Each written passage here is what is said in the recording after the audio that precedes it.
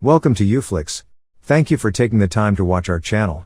Today Uflix will summarize the film entitled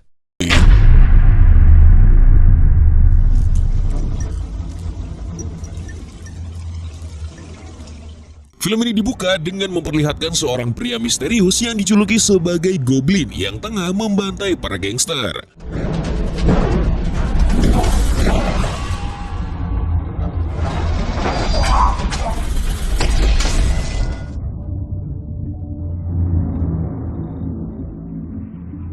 Di pembantaian itu, salah satu teman gengnya nyaris mati. Dia adalah Yongmin. Tapi berkat bantuan Goblin, Yongmin berhasil selamat dari maut.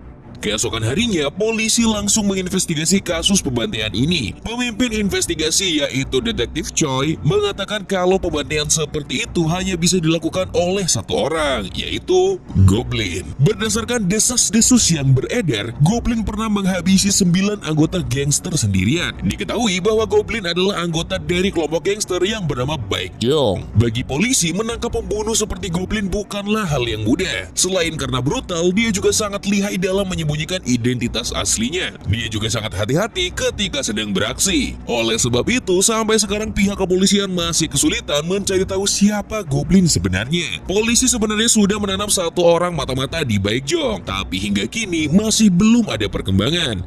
Di sisi lain, Yongmin baru sadar setelah pingsan semalaman. Ketika Yongmin terbangun, Goblin memberitahunya kalau ponselnya tidak berhenti berdering. Ternyata anak Yongmin yang masih bayi jatuh sakit.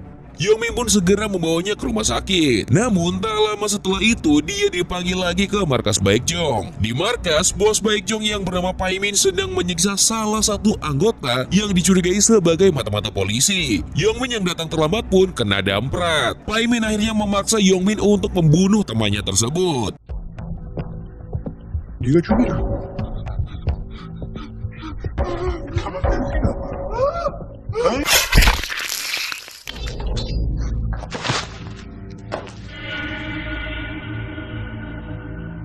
Akhirnya Goblin yang membunuh pria malang itu. Yongmin pun terkejut setelah melihat Goblin membunuh segampang itu. Keesokan harinya, Detektif Choi mengunjungi sebuah apartemen yang ternyata adalah milik Yongmin. Di sini kita tahu kalau mata-mata di geng Baekjong adalah dirinya. Di kalender, Detektif Choi melihat kalau hari itu ada misi yang dilakukan Yongmin untuk Baekjong. Di tempat lain, Yongmin sudah bersiap untuk melakukan pekerjaannya. Pekerjaan itu ternyata Yongmin sendiri yang meminta. Dia sedang butuh uang untuk biaya pengobatan anaknya. Namun itu bukan pekerjaan yang mudah. Yongmin harus membunuh atasan sekaligus ayah angkat Goblin. Namun demi sang anak, Yongmin rela melakukannya. Dengan tekad yang bulat, Yongmin pun menemui targetnya. Sebelum menyerang, Yongmin masih sempat-sempatnya meminta maaf.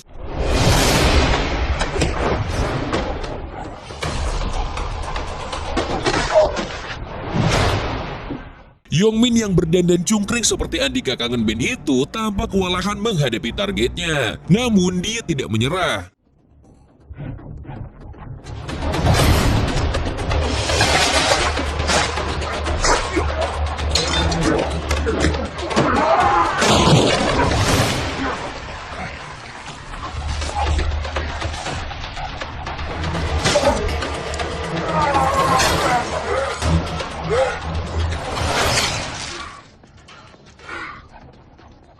Akhirnya, Yongmin berhasil membunuh targetnya. Di tempat lain, Goblin sedang berada di rumahnya. Terlihat bagaimana sosok mengerikan ini juga punya hati. Goblin sangat menyayangi anak bayinya, walaupun sang istri, yaitu Jeong, tidak suka dia menjadi gangster. Setelah misi selesai, Yongmin pun menemui Paimin untuk meminta bayarannya. Namun, bayaran yang diberikan oleh Paimin tidak sesuai dengan kesepakatan. Alhasil, Yongmin pun murka dan langsung menyerang Paimin.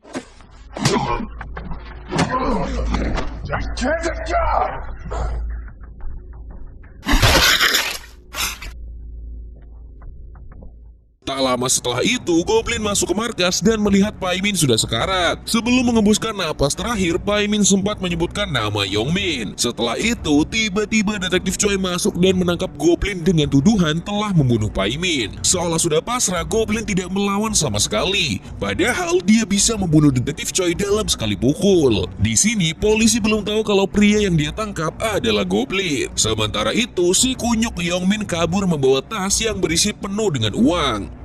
Singkat cerita, Goblin pun dijebloskan ke bui. Dia harus mendekam selama 10 tahun lamanya. Di tengah masa hukumannya, dia diceraikan oleh Jiyoung dan tidak boleh lagi menemui Yena yang merupakan anaknya. Jiyoung tidak mau anaknya tumbuh dengan ingatan bahwa ayahnya adalah seorang pembunuh. Selain itu, Yongmin juga sering mengunjungi Goblin, tapi kunjungannya selalu ditolak. Selain itu, Goblin sendiri hanya bisa merenung selama berada di penjara. 8 tahun berselang, Yongmin yang dulunya Kismin kini memimpin salah satu kelompok gangster paling besar di kota itu. Mereka banyak mengerjakan pekerjaan haram. Misalnya,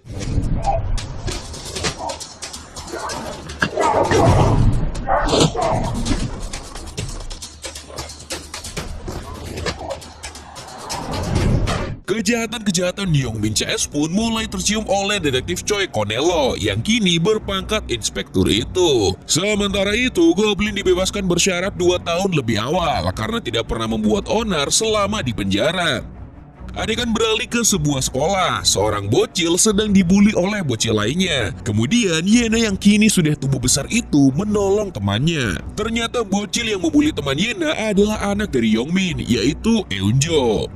Di rumah, Eunjo bersikap cuek kepada Yongmin, tapi Yongmin tetap menyayangi putri semata wayangnya tersebut. Bahkan, sebelumnya dia rela membunuh siapa saja demi mencari uang untuk biaya pengobatan putrinya itu. Kasih sayang itu belum berubah hingga sekarang. Di sisi lain, Goblin yang baru saja bebas dari penjara memutuskan untuk berobat dan memilih hidup normal dengan bekerja di tempat cuci mobil. Malamnya, Goblin merasa galau karena tidak bisa menemui anaknya. Bahkan sekarang dia tidak tahu di mana mantan istri dan anaknya itu tinggal. Goblin hanya bisa memandang anaknya lewat foto saja. Keesokan harinya, Goblin menemui Park Choi untuk melacak keberadaan putrinya. Park Choi bersedia membantu, tetapi dengan satu syarat, yaitu Goblin harus membantunya dalam menangkap Yongmin. Menurut Park Choi, Yongmin telah mencuri identitas Goblin untuk membangun kelompok gangster. Geng Yongmin kini telah berkuasa di seluruh kota dan menjalankan berbagai bisnis haram. Park Choi ingin Goblin membantunya, tapi karena sudah bertobat, Goblin menolak mentah-mentah syarat tersebut. Malamnya, Goblin mengikuti acara makan-makan karyawan cuci mobil bersama bosnya yang banyak bacot. Namun karena sudah teler, bosnya menjadi mudah tersinggung. Goblin yang disangka menertawakan bualan bosnya itu pun langsung kena damprat. Kejadian itu pun terdengar oleh Park Choi dan dia langsung menuju ke pos polisi terdekat. Dia mengira kalau Goblin telah mengejar seseorang, tetapi dia justru melihat Goblin lah yang babak belur. Di sisi lain, bosnya Goblin meminta maaf. Dia mengatakan kalau dirinya susah mengontrol emosi kalau sedang mabuk. Keesokan harinya, Park Choi mengunjungi Goblin yang sedang menjemur pakaian di atap gedung. Park Choi merasa Goblin telah benar-benar bertobat, sehingga dia menjadi merasa iba. Akhirnya, Park Choi meninggalkan secari kertas untuknya. Kertas itu ternyata adalah alamat tempat tinggal Jiyoung dan juga Yena.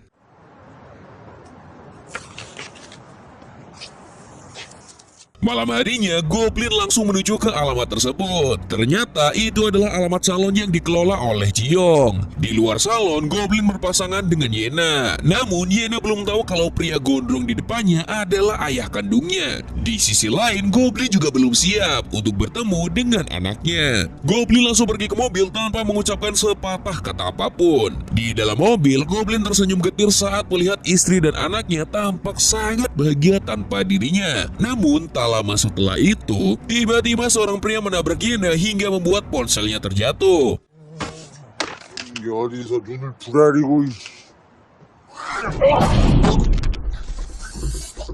Bukannya minta maaf, pria ini malah ingin menampar bocil itu. Goblin yang melihat itu tentu tidak tinggal diam. Karena keributan di luar, Jiyoung kemudian keluar dan akhirnya melihat Goblin di depannya. Jiyoung pun panik melihat mantan suaminya. Dengan terbata-bata, dia langsung mengenalkan Goblin kepada Yena sebagai kenalannya.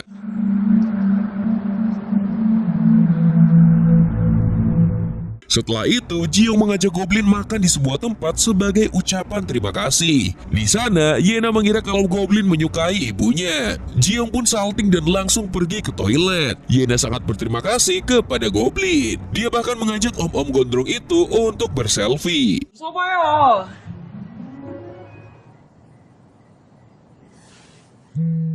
Keesokan harinya, Ji-young mengajak Goblin bertemu. Dia meminta mantan suaminya itu untuk tidak lagi menemui Yena, karena dia tidak ingin Yena mengetahui latar belakang ayahnya yang merupakan mantan gangster dan narapidana.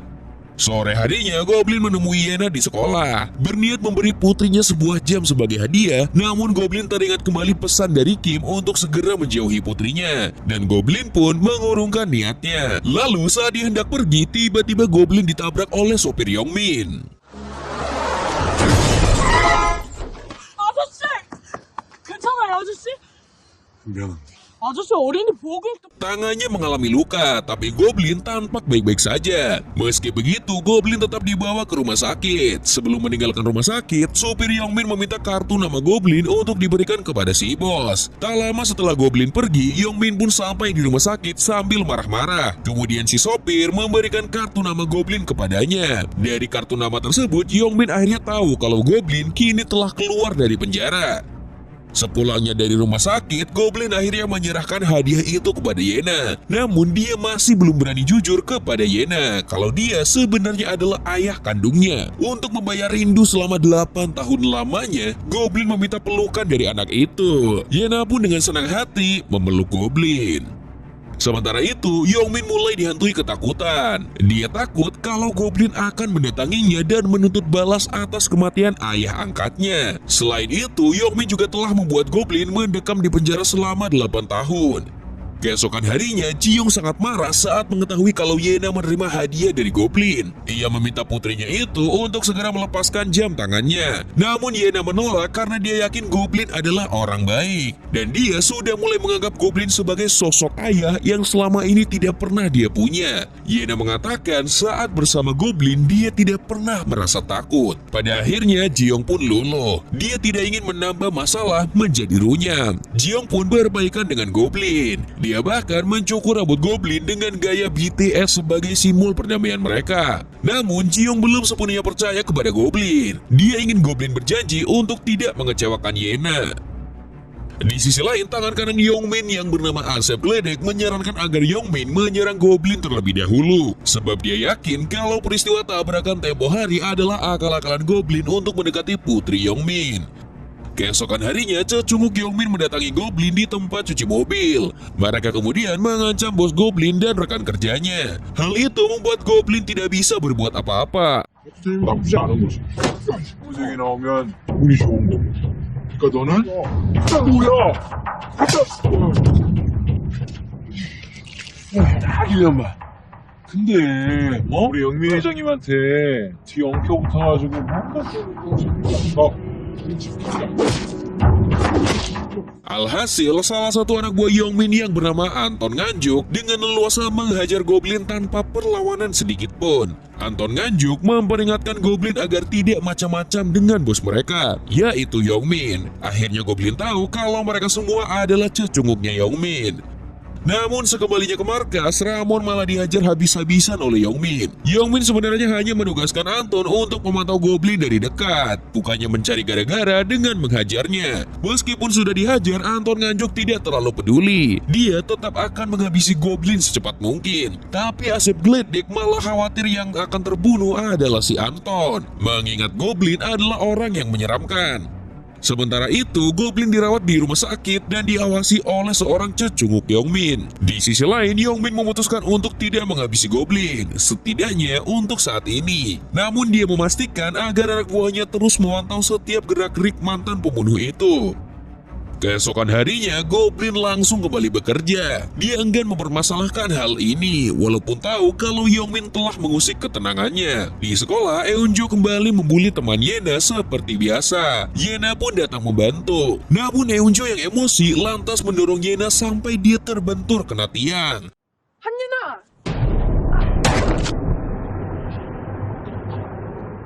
hingga dia tidak sadarkan diri. Menyadari hal itu, Eunjo pun sangat ketakutan. Saat itu juga dia menelpon sang ayah untuk meminta bantuan. Di sisi lain, Goblin juga mendapatkan kabar dari Ji-young kalau putrinya sedang sekarat di rumah sakit dan akan segera dioperasi. Saat itu juga Goblin langsung menuju ke rumah sakit. Untungnya operasi berjalan dengan lancar walaupun Yena masih dalam keadaan tidak sadarkan diri. Di sisi lain, untuk melindungi sang anak, dengan kekuasaan yang dia punya, Yongmin mengancam wali kelas Yena agar membuat pernyataan bahwa yang terjadi pada Yena adalah sebuah kecelakaan. Kalau tidak, keluarganya akan berada dalam masalah. Hari itu, Goblin mendatangi kantor polisi untuk memperkarakan kejadian yang menimpa anak satu-satunya itu. Tetapi kepolisian tidak bisa membantu apa-apa. Bahkan mereka terkesan meremehkan kasus ini. Goblin pun langsung pergi dari situ. Setelah itu Goblin kembali ke rumah sakit untuk merawat Yena. Tak lama kemudian, Dahye, teman Yena yang sering dibully, datang untuk menjenguk. Selain itu, dia juga memberitahu kalau orang yang membuat Yena celaka adalah Eunjo. Setelah mendengar itu, Goblin langsung menemui wali kelas Yena dan meminta izin untuk bertemu dengan Eunjo. Namun, bu guru yang terlanjur diancam itu tidak berani mengizinkan Goblin bertemu dengan anak Yongmin. Goblin pun memutuskan untuk menunggu di depan gerbang sekolah sampai bocil-bocil pada pulang. Akhirnya, Goblin bisa bertemu dengan Eunjo. Dia bertanya baik-baik mengenai kejadian yang menimpa Yena, tapi Eunjo terlanjur kena mental duluan. Selain itu, tiba-tiba Goblin diserang oleh cucunguknya Yongmin.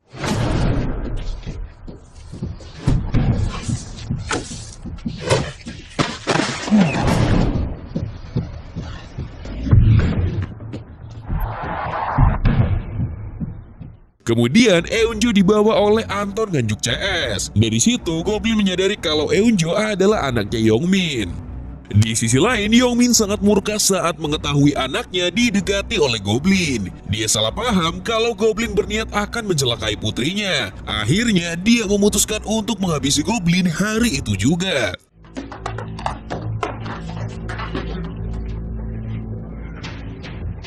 Secunguk Yongmin pun berpencar. Anton Nganjuk CS pergi ke rumah sakit untuk menyandra Ji-young dan Yena. Sementara itu, Asep Geledek CS mendatangi Goblin. Di sana dia melempar HP kepada Goblin yang menunjukkannya sebuah video penyanderaan Ji-young dan juga Yena. Goblin pun marah besar. Kali ini kesabarannya sudah mencapai batas. Singa buas itu akhirnya terbangun.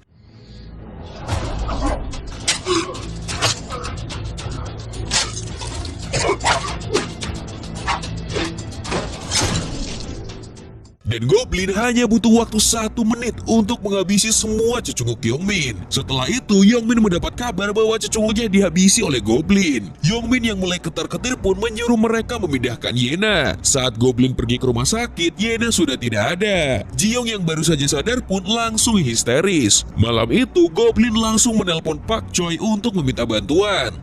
Keesokan harinya, Goblin menculik Eunjo yang sedang menuju ke sekolah.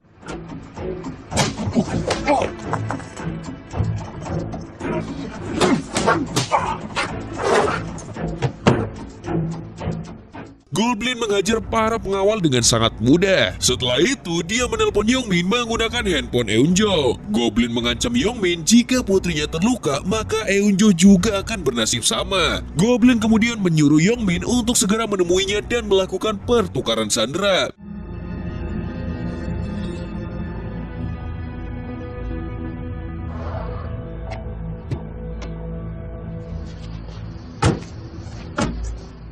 Akan tetapi, Yongmin malah menugaskan Asep Geledek dan cecunguknya untuk menyerang Goblin. Goblin pun tidak punya pilihan selain bertarung.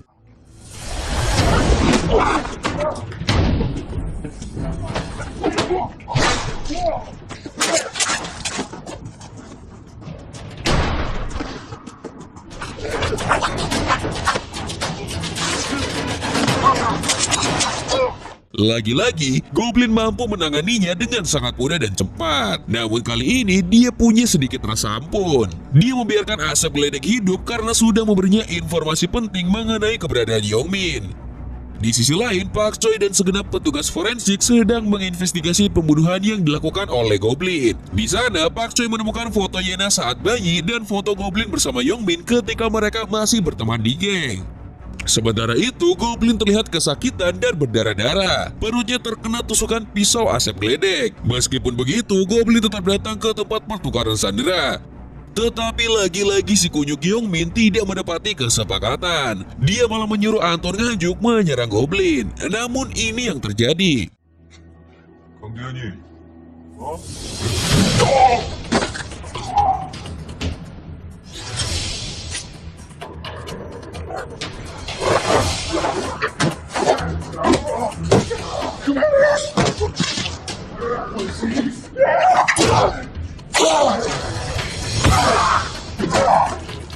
길이야? 쓰레기니.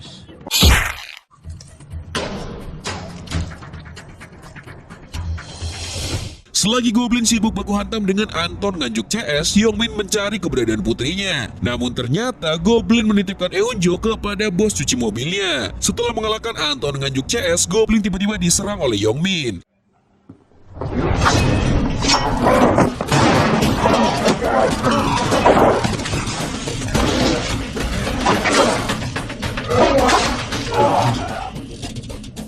영화 나가면 죽을 수도 있어. 꽤나 잘못했어.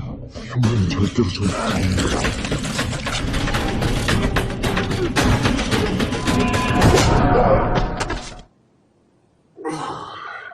Meskipun bisa membunuh Yongmin, Goblin tidak melakukan itu. Dia membiarkannya hidup. Kemudian Yongmin berlutut dan memohon kepada Goblin agar dia diberitahu keberadaan Eunjo. Tak lama setelah itu, Eunjo datang diantar oleh bosnya Goblin. Setelah itu, Yongmin memberitahu di mana Yena berada. Untungnya, Yongmin masih punya hati dengan tetap membiarkan Yena diinfus.